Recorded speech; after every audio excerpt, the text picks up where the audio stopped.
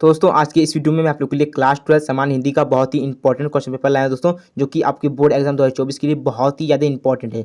जो भी छात्र क्लास 12 में और बोर्ड एग्जाम 2024 में पेपर देने वाले हैं दोस्तों, तो आज के इस वीडियो को आप लोग लास्ट तक जरूर देखिएगा। आपको बोर्ड एग्जाम में काफ़ी ज़्यादा हेल्पफुल होगा।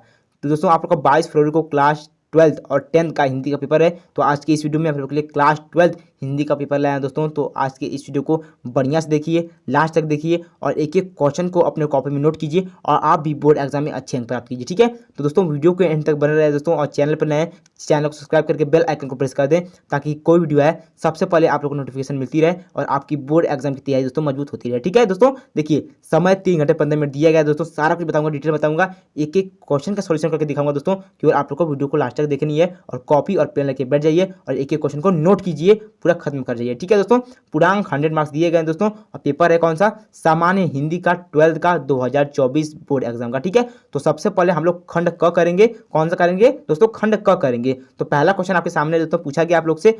प्रश्न 1, शिक्षा का उद्देश्य निबंध के लेखक हैं। तो शिक्षा का उद्देश्य निबंध के लेखक कौन है आपको दोस्तों पूछ दिया जाएगा, तो आप कौन सा सही करेंगे, संपूर्णानंद जी हैं दोस्तों। शिक्षा का उद्देश्य निबंध के लेखक कौन है, संपूर्णानंद जी हैं। अब देखिए सेकंड क्वेश्चन, यानी ख वाला क्वेश्चन पूछा गया आप लोग से, लल्लू लाल की रचना है दोस्तों। इसमें से लल्लू लाल की रचना कौन सी है, तो प्रेम सागर है लल्लू लाल की रचना। ठीक है, लल्लू लाल जी की रचना कौन है, तो प्रेम सागर है, बिल्कुल सही क्वेश्चन आपका आंसर है। ठीक है, पर्दा कहानी के लेखक कौन है दोस्तों, तो पर्दा कहानी के लेखक यशपाल जी हैं दोस्तों। यशपाल जी हैं पर्दा कहानी के लेखक। अब घ वाला क्वेश्चन की ओर बढ़ते हैं, पूछा गया है आवारा मसीहा के रचनाकार हैं। आवारा मसीहा रचना के की रचनाकार कौन है, आवारा मसीहा के रचनाकार अगर आपसे पूछ दिया जाएगा बोर्ड एग्जाम में, तो विष्णु प्रभाकर जी आप लोग बिल्कुल सही कर देंगे। समझ गए।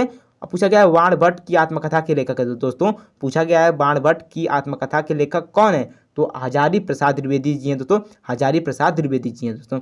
अब देखिए सेकंड क्वेश्चन की कब पूछेंगे, पूछा गया है आप लोग से कि कमायनी किस युग की रचना है दोस्तों।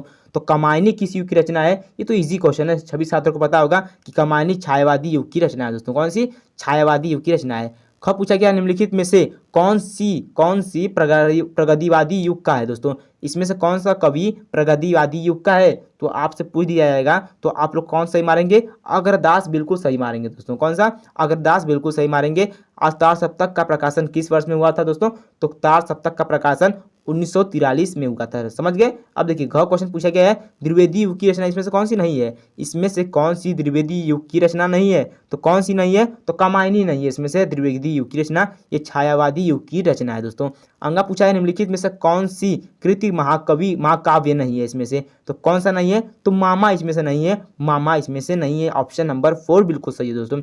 अब देखिए अब समझने की आपको देरी है, इतना तो आप लोग का ऑब्जेक्टिव क्वेश्चन का इतना आप लोग को तैयार करके जाना है, मगर यहाँ से आपको समझने वाली देरी है दोस्तों। समझिए क्वेश्चन नंबर 3 पूछा गया है, दिए गए गद्यांश आधारित निम्नलिखित प्रश्नों का उत्तर दीजिए। इसमें आप लोग का जो गद्यांश में क्वेश्चन पूछे गए हैं उसका आप लोग को आंसर देना है। एक क्वेश्चन आप लोग को 2 मार्क्स का है, 5 क्वेश्चन पूछे गए हैं, 10 मार्क्स का आप लोग का दोस्तों क्या है, गद्यांश आप लोग का 10 मार्क्स का बोर्ड एग्जाम में आता है दोस्तों। तो कैसे आपको तैयार करना है उसको आप लोग समझ लीजिए दोस्तों।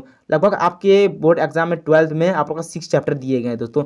तो 6 चैप्टर का कवि का नाम और लेखक का नाम और दोस्तों उन्होंने क्या लिखा है ये आपको आना चाहिए, तभी आप लोग कर पाओगे इस क्वेश्चन का आंसर दोस्तों, तभी आप लोग संदर्भ लिख पाओगे अपने बोर्ड एग्जाम में दोस्तों। ठीक है, इसको आप लोग पहचानिए कि कौन है कौन नहीं है। मान लीजिए दोस्तों, मान लीजिए कि ये कौन लिखे हैं, हजारी प्रसाद द्विवेदी जी लिखे हैं दोस्तों।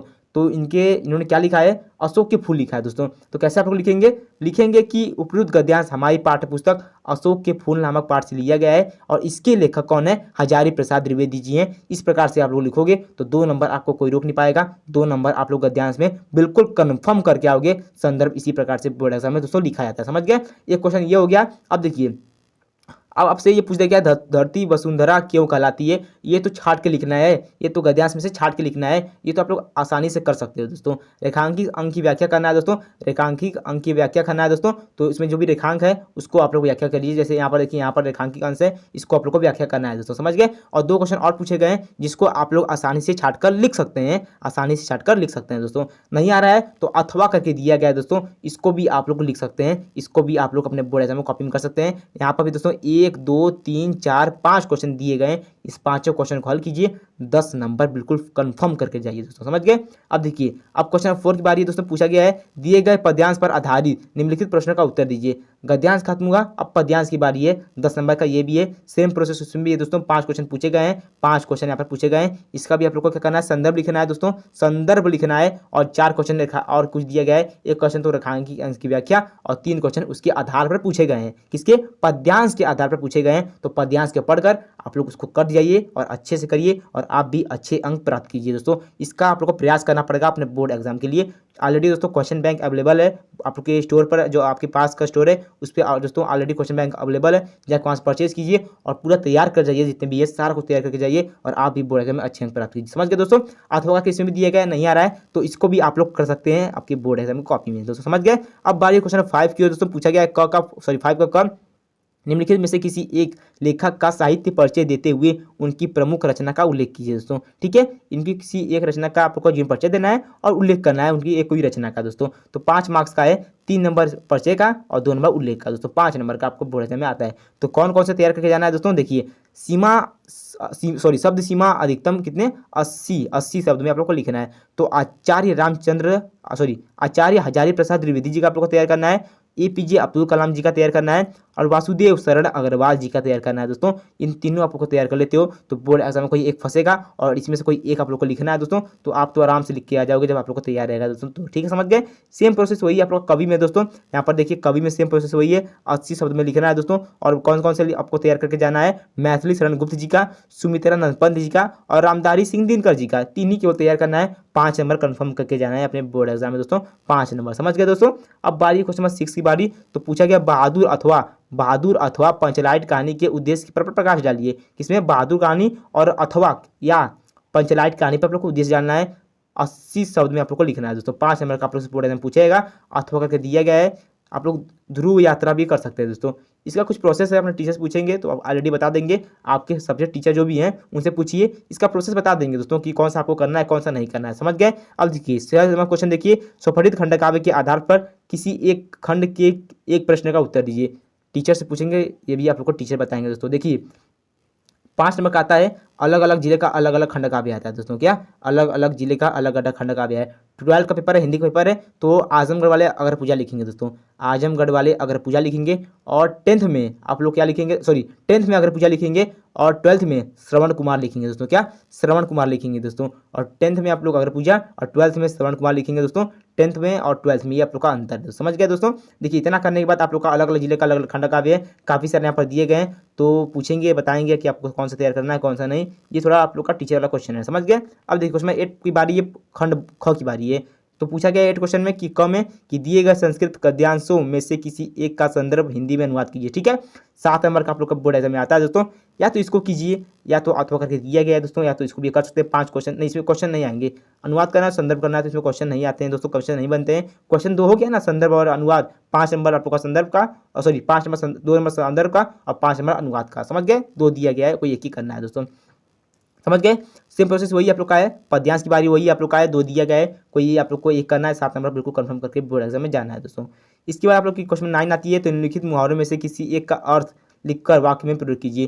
किसी एक आप लोग का अर्थ लिख के वाक्य में प्रयोग करना है। 4 दिया गया है, तलवार तलवार की धारा पर चलना, टका का जवाब देना, और दाल में काला होना, और नमक मिर्च लगना, जलन होना, दाल में काला होना, आप लोग का संदेह होना। 2 नंबर का है, तो इजी से सारे बच्चे कर लेते हैं दोस्तों, क्योंकि 4 दिए गए हैं, कोई एक ही करना होता है दोस्तों।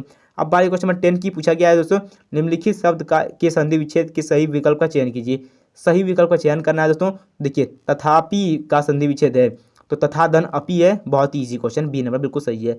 अब देखिए सेकंड क्वेश्चन देखिए, परमेश्वर का संधि विच्छेद पूछा गया है। तो परमेश्वर का संधि विच्छेद परम धन ईश्वर होता है, परमधर ईश्वर होता है, ऑप्शन नंबर सी बिल्कुल सही है दोस्तों। अब देखिए गाय का संधि विच्छेद कौन सा है दोस्तों, तो गाय का संधि विच्छेद गय धन अक होता है, गय धन अक होता है। खवा का क्वेश्चन पूछा गया है, दिए गए निम्नलिखित शब्दों में से विभक्ति और वचन लिखिए दोस्तों। तो देखिए आत्मन में विभक्ति और वचन बताइए दोस्तों। तो षष्ठी विभक्ति एक वचन है आप लोग का, ये वाला क्वेश्चन का आंसर है। सेकंड देखिए पूछा गया सेकंड का अभिव्यक्ति और वचन बताना है दोस्तों, तो कौन सा है, बहुत ही इजी क्वेश्चन है, इसको आप लोग को तैयार करके ही बोर्ड एग्जाम में जाने हैं दोस्तों। अगर आप लोग को अच्छे नंबर लाने हैं तो सी वाला बिल्कुल सही है, षष्ठी विभक्ति एक बहुवचन, इसमें से इसका आंसर है दोस्तों। अब बारी क्वेश्चन 11 की, तो निम्नलिखित शब्द युग्मों का सही अर्थ चयन करके लिखिए दोस्तों। सही अर्थ चयन करके लिखना है, तो वसन और व्यसन पूछा गया है, तो वस्त्र और आदत होगा इसका आंसर दोस्तों। वसन का वस्त्र, व्यसन का आदत, समझ गए, ये तो इजी क्वेश्चन है, ये तो सभी बच्चे कर लेंगे दोस्तों। देखिए सेकंड क्वेश्चन देखिए, अम्बुज और अम्बुद में अंतर बताइए, तो अम्बुज और अम्बुद में आप लोग को अंतर बताना है दोस्तों, तो कौन सा सही है दोस्तों। देखिए जल और कमल होता है दोस्तों, जल और कमल इसका होता है, तो जल और कमल बिल्कुल सही है। निम्नलिखित शब्दों में से किसी एक शब्द के दो अर्थ लिखिए दोस्तों, किसी एक शब्द के दो अर्थ लिखना है, तो अंबर ले लीजिए, गगन, नभ, अंबर, शून्य, अनंत, इतने सारे हो गए पर्यायवाची इसके, तो कोई आप लोग को दो ही लिखना है, दो आप लोग लिख लीजिएगा, ठीक है। अब क्वेश्चन में ग की बारी, निम्नलिखित वाक्यांशों के लिए एक शब्द का चयन करके लिखिए। जो आंखों के सामने हो प्रत्यक्ष कहलाता है दोस्तों, क्या प्रत्यक्ष, जानने की इच्छा रखने वाला, सेकंड क्वेश्चन है, तो जानने की इच्छा रखने वाला जिज्ञासु होता है, ऑप्शन नंबर सी बिल्कुल सही है दोस्तों, ठीक है। सारे क्वेश्चन कॉमन है, आते ही बोर्ड एग्जाम में तैयार करके जाना है आप लोग को। निम्नलिखित में से किन्हीं दो वाक्यों को शुद्ध करके लिखिए। देखिए तुम कुर्सी पर बैठे हो रहेगा, तो है शुद्ध हो गया आप लोग का ये, ठीक है। इस सरोवर में अनेकों कमल खिले हैं, तो अनेक रहेगा, अनेक रहेगा, तो अनेकों नहीं रहेगा दोस्तों, ये शुद्ध हो गया। कोई दो ही करना है, दो मैंने आपको बता दिए, दो और दिया है, इसको आप लोग हम लोग कर सकते हैं, इसी क्वेश्चन है दोस्तों, ठीक है। देखिए 12 देखिए, वीर रस अथवा हास्य रस का स्थायी भाव के साथ उदाहरण अथवा परिभाषा लिखिए। तो वीर रस और हास्य रस आपको तैयार करके जाना है, रस आपको तैयार करके जाना है, जितने भी रस के प्रकार हैं सारे को आपको तैयार करके जाना है, तभी आप लोग 2 नंबर को बिल्कुल कंफर्म करके जाओगे, ठीक है। जैसा कि आप लोग का 10th में, ये तो आप लोग का 10th में तो ऑब्जेक्टिव क्वेश्चन में आएगा, 10th वाले ऑब्जेक्टिव क्वेश्चन में ही आएगा आप लोग का हास्य रस और हास्य रस, वीर रस और अलंकार और छंद ऑब्जेक्टिव क्वेश्चन में बनेगा। श्लेष अथवा उत्प्रेक्षा अलंकार का लक्षण एवं उदाहरण लिखिए, आप लोग का आएगा। दोहा अथवा सोठा छंद का मात्रक सहित लक्षण तथा उदाहरण लिखिए, आएगा ही आएगा, इजी क्वेश्चन है, ठीक है। अब देखिए 13 देखिए, बैंक में खाता खोलने के लिए बैंक प्रबंधक को आवेदन पत्र प्रार्थना पत्र लिखिए। 6 नंबर का आपको बोर्ड एग्जाम में दोस्तों पूछे जाएगा, ठीक है। तो पत्र लिखना आपके बोर्ड एग्जाम में आपको आना चाहिए, नहीं आ रहा तो अथवा करके दिया गया, इसको भी आप लोग कर सकते हैं, आपकी चॉइस है, ठीक है।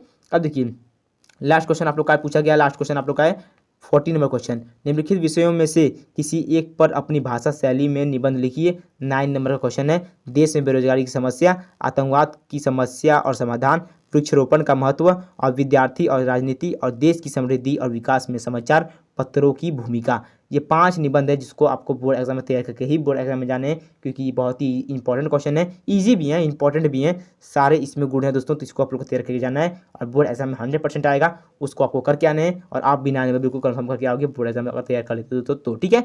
तो ये आप लोग का क्लास 12 हिंदी का बहुत ही इंपॉर्टेंट क्वेश्चन पेपर था, इसको आपको तैयार करके ही बोर्ड एग्जाम में जाने हैं और आप भी अच्छे प्राप्त करना है, तो तैयारी दोस्तों करनी पड़ेगी, आपका बोर्ड एग्जाम का पेपर बहुत ही नज़दीक है। 22 फरवरी को आप लोग का क्लास 12th और 10th हिंदी का पेपर है, उसके लिए ऑल द बेस्ट, और आप भी अच्छे से तैयारी कीजिए और आप भी अच्छे अंक प्राप्त कीजिए अपने बोर्ड एग्जाम में, ठीक है।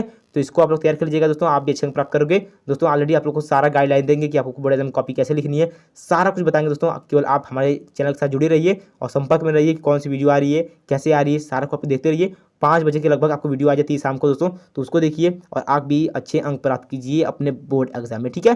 तो दोस्तों आई होप कि आप लोग को वीडियो पसंद आई होगी, तो वीडियो को लाइक कीजिए, चैनल को सब्सक्राइब कीजिए और शेयर कीजिए। चलिए दोस्तों मिलते हैं नेक्स्ट इंपॉर्टेंट वीडियो में, तब तक के लिए जय हिंद, वंदे मातरम।